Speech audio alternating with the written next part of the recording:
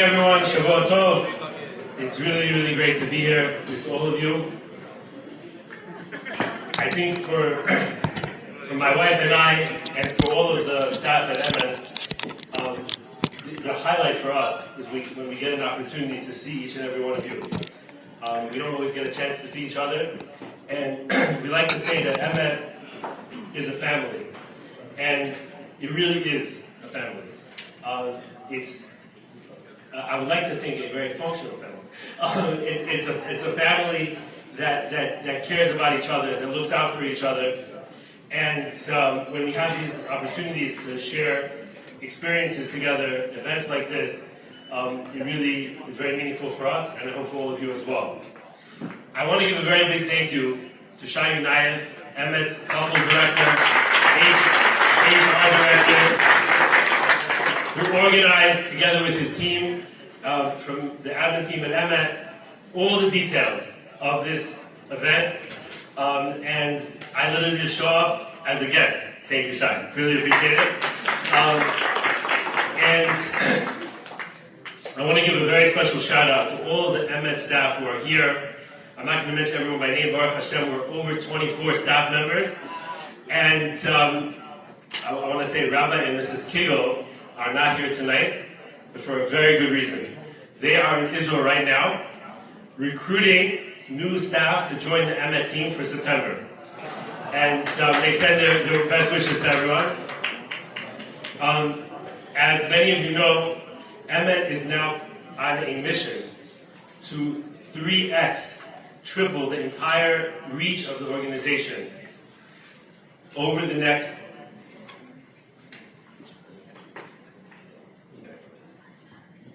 over the next 5 years. And should I get a different spot?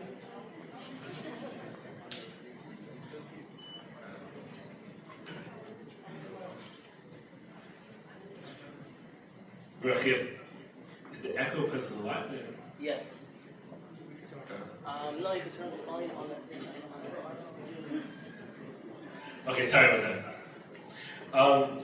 So we're on a mission to 3x, triple the entire organization over the next 5 years. And we are now on our 19th year of Emet. Rabbi Kraft and I started the organization in 2003. And our guest speaker tonight, Rabbi Melava Malka, has been involved in Emet since 2003. Okay, from literally the first year of Emet, Rabbi Malka has been part of our Shabbatons and our Sameach in Monsey, our Shabbatons in my parents' house in Monsey, Rabbi Klasko's home, and it's really special to have Rabbi Lam as our guest speaker tonight. Before I introduce Rabbi Lam, I just want to tell you a little bit of what's going on at Emet. So Emet has 4 divisions. We have our campus division. That's where students usually join the organization, 18, 19 years old. They participate in our programs on campus, the fellowship program in Forest Hills. They go on our trips. Just this past January, we had 3 different trips geared for beginner students. And they go on one of the highlights of the Emet experience is the Poland trip that Rabbi Kraft leads. And that's the beginner's part of the Emet experience. One of the highlights of that is our Shabbatons. We have about 30 Shabbatons a year geared towards college students. Then we have a higher level girls programs, higher level guys programs, and the fastest growing part of Emet, the couples division, which you're a part of right now. And throughout all of this, there's a connection between everything that goes on at Emet. There's a connection between the students and the staff that goes literally decade and beyond. And there are people here tonight that were part of the Emet Fellowship in 2009, 2010, that Mrs. Muscat learned with for the wedding in 2011. And these relationships continue and go through. And in our society today, we need this more than ever, because we live in a time today where there aren't really deep relationships. There's a lot of superficial relationships, but there really aren't meaningful, deep relationships. And this is what Emet is all about. I just want to point out one person on the team, Rabbi Binyamin Yochanan, who is really a zechut to have it's a zechut to have as part of the Emet team. And I just had the opportunity last week, maybe some of you saw it on the post, to go, Rabbi Yochanan and I were training for a marathon in Florida. And Rabbi Yochanan has 3 WhatsApp groups. If you're not part of it, please join them. 2 women's ones, 1 men's WhatsApp group, where literally hundreds of halacha questions are bombarded at him all week long. And he answers them with such clarity. I know people who follow the group, don't post their own questions, just follow the group to learn halacha from the way Rabbi Yochanan answers the questions. And I want to point out that one of the new projects that Emet is offering, and we're encouraging everybody here to take us up on this, is to bring Emet into your home. And Rabbi Yochanan is the top speaker for this, but there's other opportunities to have Rabbi Kraft, Rabbi Moshe, myself, and other staff members of Emet to speak in your home. And the concept here is to bring somewhere between maybe 5 or 10 couples, could even be less, could be more, and to bring Torah into your home, and sometimes to bring people to those classes who maybe wouldn't regularly participate in an Emet event. There's a lot more that I could say about Emet, but Shai has a lot planned for tonight.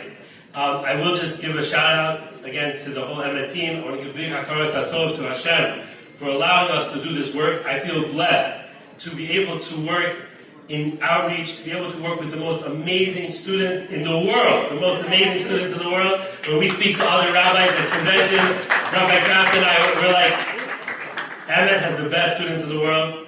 And I want to just encourage everybody here to, if you have a cousin, a relative, a friend, who maybe was not yet part of Emet, whether they're in the campus level, the higher level, the couples level, introduce them to us. Our best students come from referrals. Please send them our way. And without further ado, I'd like to introduce Rabbi Lamb, who's here with his wife. Thank you for being here. Rabbi Lamb is truly an inspiration. Some of you know him from his work here in Shari Tzion. He was the principal of the Shari Tzion school for a few years.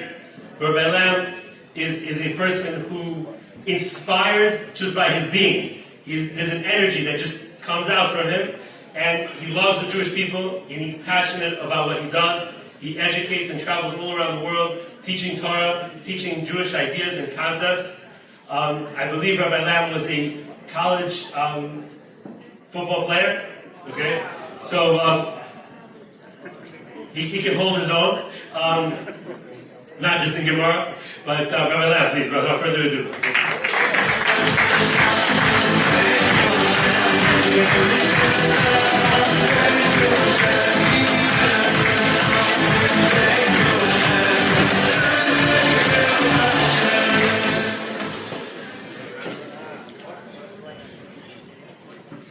Okay, thank you for that beautiful introduction.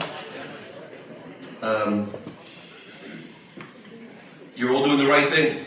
There's nothing more important, and there's no better investment of your time to improve your marriage, improve your relationship, husband and wife. It's the most important thing you can do for your children. It's the most important thing you can do for the Jewish people. And I'd like to share with you probably one of the most powerful and practical pieces of unsolicited advice that I have ever received, which means I was not looking for advice, and something came to me that I've shared with thousands and thousands of people. Sometimes we've had seminars and Shabbatonim, and people come back to me years later, and all they remember is this, what I'm going to share with you tonight. So let's dispense with everything else, and let's get right to the main thing. I remember one night, I was at home, and I was getting ready to go out to give a lecture in Queens. Okay, anybody heard of Queens? You know where that's at? I live in Muncie, and that night, so it was dinner time, 6, 7 o'clock. The kids are home. Some are taking a bath. Some have finished their homework. The dinner's on the ceiling. There's a lot going on. There was so many things that are happening at one time. Children of all ages. This one's supposed to be going to bed. These ones are supposed to have finished dinner. This one's trying to do his homework. It's a balagan. And I usually drive myself, but that night there was a lecture that was taking place in Hebrew and in English, and I was going to give the English lecture.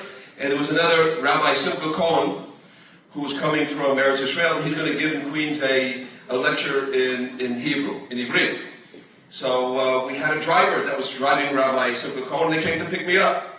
So while everything was going on in the house and everything was a big stir, suddenly I hear the honk outside, bump, bump, bump, bump, and I realize, oh, I tell my wife, well, there's so many things to be done and there's so much going on. I tell her, sorry, I gotta go, bye, and she gives me like a, okay, bye, and I go out the door. I take my little attaché case with my notes or whatever, and I head out the door. When I go down the hill, we live on a hill, we go down the hill, I get to the car, the driver, Yossi, Barashma, how are you doing? And I said to Rabbi Cohen, with a long, beautiful white beard sitting in the back, he always speaks about one subject, Shalom Bayit, and he walks the talk. He's a very elegant, wonderful man. He wrote a book called What Did I Say, or What Did You Say, or What Did Somebody Say? He wrote a book about this subject. And so he only speaks Hebrew, and I only speak English. Or the Hebrew I speak is Mishnaic Hebrew. The Israeli cab drivers always answer me for some reason in English when I speak to them in Hebrew. They picked up right away that that's not my native language. So as soon as I get into the car, I say, Manishma, Rabbi Cohen, Echa Tawargish, in my best spoken Hebrew. And he says to me, Rebbe, about the bracha? Did you get the bracha? And I said, the bracha? Achalti kvar lifnei shatayim. I already ate 2 hours ago. Ani lo ochel levarech. And he said, no bracha al ochel. Not the bracha for the food. He said, I'm translating for you. Okay. He says, a bracha. He says to me, like, I'm supposed to know what he's talking about. And I said, oh, those Osher Yatzar posters that we have in our office that we distribute all over the world. You've seen those one with the drawings around the outside. They have them in Farsi and in Spanish and in Russian and all the languages. I said, Yesh Harbe Od Sham. There's many there at the place that we're going to. He said, no. Bracha. He says to me, bracha. And I'm looking at him, totally mystified. What does he want from me? He says, bracha mi ishtecha. The bracha from your wife. And he says, how? He says, how can a person, starts quoting me statement after statement from the sages, that that the blessing comes into the house only in the merit of the wife. And he quoted me another statement. I've heard these statements and I've seen them before, and I've had them highlighted in books at home, farm at home. But he's hitting me one after the other like a machine gun. And I'm listening and I'm going, okay. I hear. I tell him, but Rabbi Cohen, we're late. He says, we'll wait. Okay? Suddenly he's speaking English. He said, the bracha. We're speaking there for 7 minutes trying to understand each other, and finally I'm going back up the house.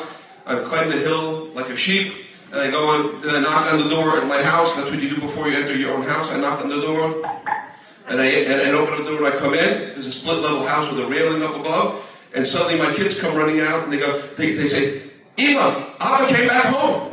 I left 7 minutes ago, and my wife comes out with twins and wrapped in a towel, just got out of the bath, and she said, what's going on? And I'm standing on the landing looking up at her, and I said, I forgot the bracha. And my wife said, I think we ate about 2.5 hours ago. I don't think you're allowed to make an after bracha anymore. And I said, no, Ima, the bracha. And she says, those Sheyatar posters, we got like boxes, take whatever language you want on there. Farsi, Chinese, we got them all, whatever you want to take. Just take them and go. You were in a hurry before, you were late. And I said, no, Ima, she's not getting it, the bracha from you. And she's looking at me like, have you been drinking? And I said, no. She said, did you lose your job? I told her, I'm self-employed. That's hard. And I said, Ima, I said, "Ain't a bracha shu'ipto beisel shalado be'elav ishto." The blessing comes into the house, and blessing means money, my friends. Only in the merit of the wife. How can I be successful in giving a lecture or doing anything, any kind of business deal or anything, unless I get your blessing? And my wife says to me, "Who am I, the Lubavitcher Rebbe? What do you want from me?" I said, "Ima, don't torture me." I said, I need your bracha. I need your bracha, Ima. So she sees that I'm serious. I'm not going anywhere at this point. And so she thinks, her eyes close and roll way in the back of her head. And she said, "First of all, you should have kvitzas aderech. You should have a quick way to get there. Kvitzas aderech coming home. You should get home quickly. You should find a marv sometime when you're out there. And while you're there," she said, "the words should come out of your heart, enter into the heart and the minds of the people who are there, and should make a difference in their lives and in the lives of all the Jewish people. Should make a difference in the whole world." I said, "Oh man, whoa!" And I turned back to her. I said, "Ima, I hope that the kids magically fall asleep and the homework gets done and the house gets cleaned up, and you get a chance to read your favorite book and talk to your best friend on the phone." And she goes, "Oh man, good luck to me without you, without any help." So I said, "Okay," and I leave. And we went and gave a lecture, and it was it was an amazing lecture that night. And I felt the wind in my sails, and I realized that, wow. And I came home later on. I told the Ima, the lecture, because of your bracha, made such a huge difference. It really did.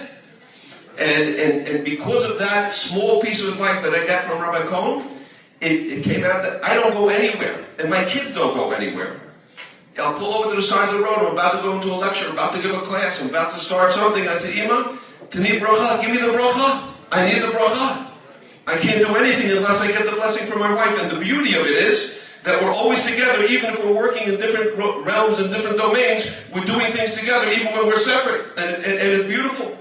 And my children, if they're going to go for a test, or they're going for a basketball game, or whatever it is, they come and they bow their head. They say, Ima, give me the bracha. The bracha became a contagion of giving brachas and giving encouragement to each other in the house. It set a fire, a beautiful fire in the home. Beautiful.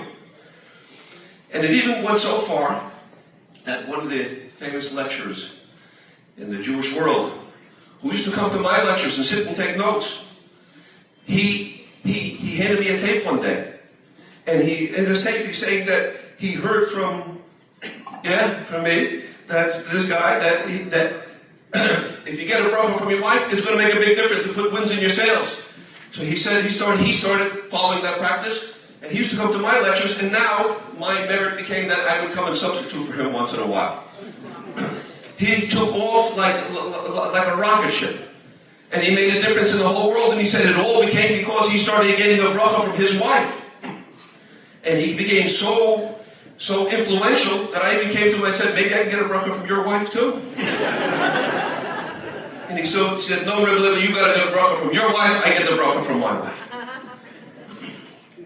So it really is a very powerful and an amazing thing to be done, is to get that bracha. But I just want to give one little caveat, one little Surgeon General warning over here. I don't think it was too many months later, and we were practicing it. It was going great. And then one night, I set a world record. I was home for about 8 minutes that I needed to turn around and just to get out to give a lecture some other place. I think I was expecting a ride that night also. And in those 8 minutes that I was home, I got 10 kids crying. They said, don't draw the crayon on the wall. Put that down. I told you never leave. And if you ever do, and they all started running. Ima. I just did the worst thing, the quick parenting thing. Too quick, too aggressive, and everybody's crying, Ima. And then I hear the honk outside. Bum, bum, bum, bum. And I said, "Oh, Ima, can with all the kids around her, I said, Ima, can you give me the bracha?" And she asked me, she says, "What are you lecturing on tonight?" I said, "Chinuch Yeladim," educating children. She says, "My bracha is that they should see right through you." I said, "That's the bracha?" She goes, "That's the bracha for tonight." Yeah. So my simple birchas hediyah, my simple blessing to everybody over here, and my eitzah that I'm sharing, that I've shared from Rabbi Simcha Cohen. I have to meet up with him. I haven't seen him since then. But my symbol is to get the blessing and to give the blessing. Everybody needs encouragement. Encourage each other as much as you possibly can. But make it even into a formal thing to get that bracha. And it's going to make a difference in your life. You'll see immediate results in parnasa and in shalom bayis and all good things. But again, not only is it important to give the bracha and to get the bracha, but most importantly is to be worthy of the bracha. So when you get that bracha, it's going to make a big difference to you and to your entire family and to all the Jewish people. Thank you very much for the time together.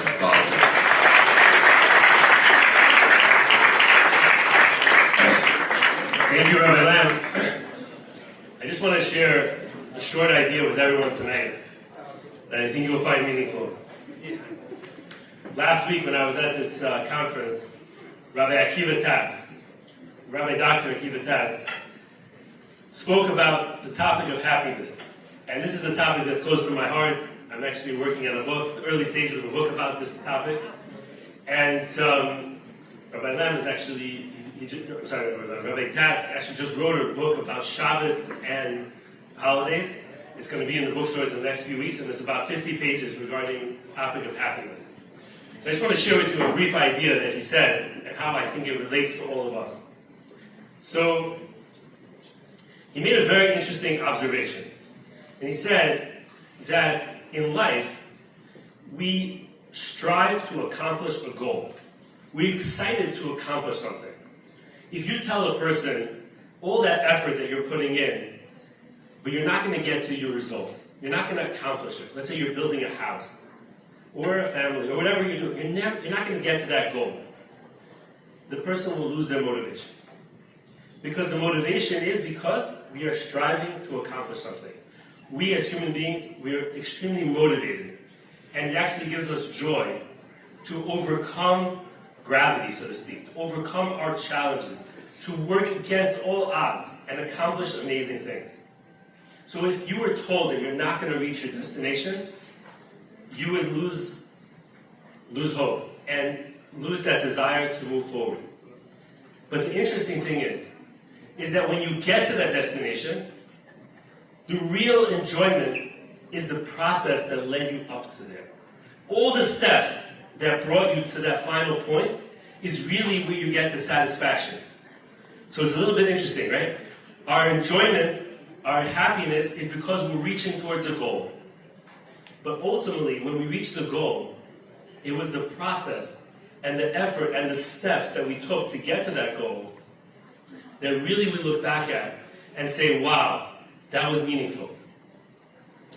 And he made a very interesting point also. He said that it says in the time of Mashiach and Olam Haba, when the world to come, it's brought down that the trees will taste like the fruit. The actual tree will have the same taste as the fruit of that tree. And he made a point and he said, the message is that when we get to the final destination, which is what Olam Haba is about, we'll realize that the process is the result. And that's why the tree will taste like the fruit itself. Because the process itself, the tree is like the process to bring out the fruit, is also the result. And I would like to bring this message into our relationships.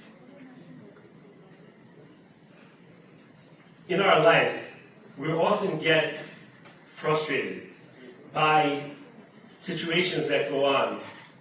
Children that are not acting exactly the way we think they should, educational issues, financial issues, all different problems and issues that could come up in our life.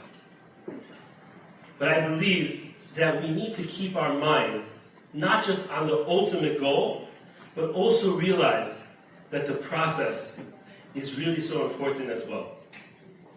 And I would like to use the term embrace the process. Because in that process, in those actions, in dealing with those struggles, is really when we build our greatest character. And ultimately, when we reach the destination, we're going to look back at all those steps and realize that those steps is where the real joy came from. So yes, it's amazing to have goals. And I know many of you in this room, and those who I don't know, I look forward to getting to know. And there's a lot of aspiration in this room. There's a lot of goals. There's a lot of dreams.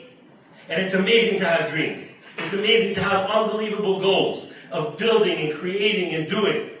But it's also important to remember that there's a process. And in that process is really where the true simcha, the true joy lies in the process. You know, we say in the Pasuk, we say, Ivdu et Hashem b'simcha. Tehillim, we say, serve Hashem with joy. In the Pasuk in Parshas Kisavo, it says, Tachas asher lo avad Hashem lokecha lo avadata. You didn't serve God with joy. And Rabbi Tass pointed out, because simcha, joy, is an avodah. It's a work. It's a work in order to be able to appreciate the process. And if we can learn to appreciate the process, we can bring joy into everything that we're doing in life. There's actually some very interesting studies that came out that people look forward, the anticipation of a vacation is actually more pleasurable than the vacation itself. Okay? So somebody made an argument once, don't go on the vacation. Just look forward to going and don't go. Because once you go on the vacation, it often doesn't meet what your expectations were, right? But I think that it's good to have aspirations. It's good to have goals. It's good to look forward to amazing things. But at the same time, we need to appreciate the process, whether it's a relationship issue that we're dealing with or any kind of issue that we're dealing with. That process is, by infusing joy into that process, we actually can really appreciate our life in a whole different level. Thank you, everyone.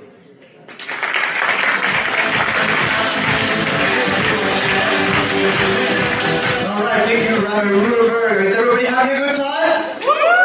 Okay, we're continuing the program. I really would like to, it's my honor and pleasure to introduce our entertainment for the evening. Please give your attention to David Rosenfeld. Round of applause.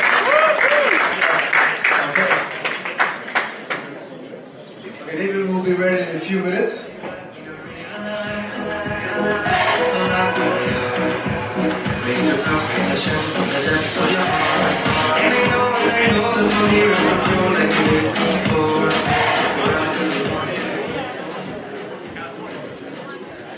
When David Roosevelt is finished, we're going to be having an amazing dessert prepared for you from Cafe Muscat, so please don't go anywhere.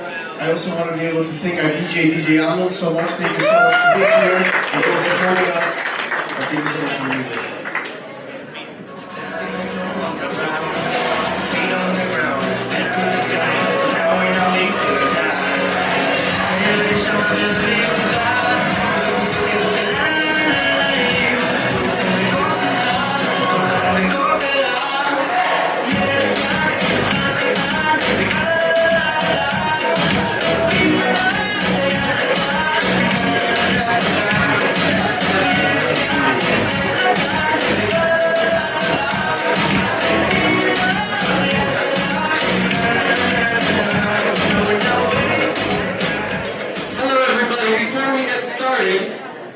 Could everyone please just take a moment and grab something small that you can hide in one hand?